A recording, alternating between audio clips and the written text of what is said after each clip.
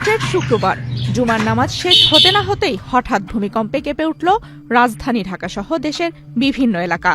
মাত্র কয়েক সেকেন্ডের সেই কম্পন যেন মুহূর্তেই ফিরিয়ে আনলো মানুষের মনে সেই পুরনো আতঙ্ক।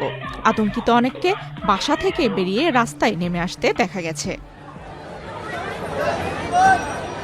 ২৭ ফেব্রুয়ারি শুক্রবার বেলা ১টা ৫৪ এই ভূমিকম্পের উৎপত্তিস্থল সাতক্ষীরা জেলার আশাশুনি বলে জানিয়েছে আবহাওয়া অধিদপ্তর। রিক্টার স্কেলে এর মাত্রা ছিল ৫.৩। এক্সট্রিম মশার কয়েল প্ল্যান্ট ফাইবার দিয়ে তৈরি, তাই সহজে ভাঙে না, সুগন্ধিযুক্ত ও নিরবিচ্ছিন্নভাবে জ্বলে। ডেঙ্গু, চিকুনগুনিয়া বাহি সহ যে কোনো মশার বিরুদ্ধে দেয় এক্সট্রিম সুরক্ষা। এবারের ভূমিকম্পে সাতক্ষীরার আশাশুনিতে শক্ত ঝাঁকুনি অনুভূত হয়। স্থানীয়রা জানান, কয়েক সেকেন্ডের জন্য ঘরবাড়ি দুলে ওঠে। জুমার নামাজ চলাকালে মসজিদে থাকা অনেক মুসল্লি আতঙ্কিত হয়ে দ্রুত বাইরে বেরিয়ে আসেন। রাজধানী ঢাকাতেও স্পষ্টভাবে কম্পন টের পাওয়া যায়। ঢাকা বিশ্ববিদ্যালয়ের ভূতত্ত্ব বিভাগের সাবেক অধ্যাপক হুমায়ুন আক্তার জানিয়েছেন, এই ভূমিকম্প পরপর ২ দফায় অনুভূত হয়। ভারতের আনন্দবাজার অনলাইনের খবরে বলা হয়েছে, ভারতের পশ্চিমবঙ্গের বিভিন্ন জেলাতেও কম্পন অনুভূত হয়েছে। সেখানে রিক্টার স্কেলে মাত্রা ছিল প্রায় ৫। অনেকেই প্রশ্ন করছেন, ভূমিকম্পের মাত্রা ৫.৩ হলেও এত তীব্র ঝাঁকুনি কেন হলো?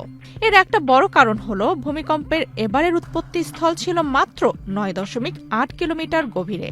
গভীরতা কম হওয়ায় কম্পনের তীব্রতা বেশি ছিল। এদিকে ভয়াবহ ভূমিকম্পের কারণে সাতক্ষীরা ও খুলনা শহরে বাসাবাড়ি থেকে মানুষ রাস্তায় নেমে আসেন। তারা আতঙ্কে ছোটাছুটি করতে শুরু করেন। আজকের এই ভূমিকম্প আলোচনায় এনেছে গত বছরের ২১শে নভেম্বরের ঘটনা। সেদিনও ছিল শুক্রবার। রাজধানী ঢাকার কাছে নরসিংদীর মাধবদীতে উৎপত্তি হওয়া শক্তিশালী ভূমিকম্পে কেঁপে উঠেছিল সারা দেশ। সেই কম্পনে অন্তত ১০ জনের মৃত্যু এবং ৫ শতাধিক মানুষ আহত হন। সেই ঘটনার স্মৃতি এখনও তাজা অনেকের মনে। পরিসংখ্যান বলছে, সাম্প্রতিক সময়ে ভূমিকম্পের পুনরাবৃত্তি উদ্বেগ বাড়াচ্ছে। শুধু ২০২৬ সালের ফেব্রুয়ারি মাসে এই ২৭ দিনের মধ্যে দেশে ৮ থেকে ৯ বার ভূমিকম্প অনুভূত হয়েছে। সর্বশেষ ২৫শে ফেব্রুয়ারি রাত ১০টা ৫৩ ৫.১ মাত্রার একটি শক্তিশালী কম্পন অনুভূত হয়। ২৬শে ফেব্রুয়ারিতেও মৃদু কম্পন টের পাওয়া যায়। এর আগে ২০২৫ সালের ২১শে নভেম্বর ঢাকা ও আশপাশের এলাকায় ৫.৪ থেকে ৫.৭ মাত্রার একটি ভূমিকম্প আঘাত হানে। নভেম্বর ২০২৫ থেকে ফেব্রুয়ারি ২০২৬ এই কয়েক মাসে একাধিক মাঝারি থেকে শক্তিশালী কম্পন অনুভূত হয়েছে।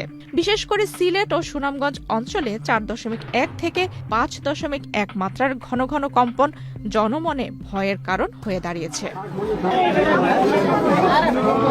বিশেষজ্ঞদের একাংশ মনে করছেন, এভাবে ঘন ঘন মাঝারি মাত্রার ভূমিকম্প বড় ধরনের কোনো ভূমিকম্পের পূর্বাভাসও হতে পারে, যদিও নিশ্চিত করে কিছুই বলা যায় না। তবে ভূকম্পন প্রবণ অঞ্চলে অবস্থিত বাংলাদেশের জন্য এটি সতর্ক বার্তা হিসেবেই দেখছেন তারা। আফসানা রিপা, বাংলাদেশ প্রতিদিন।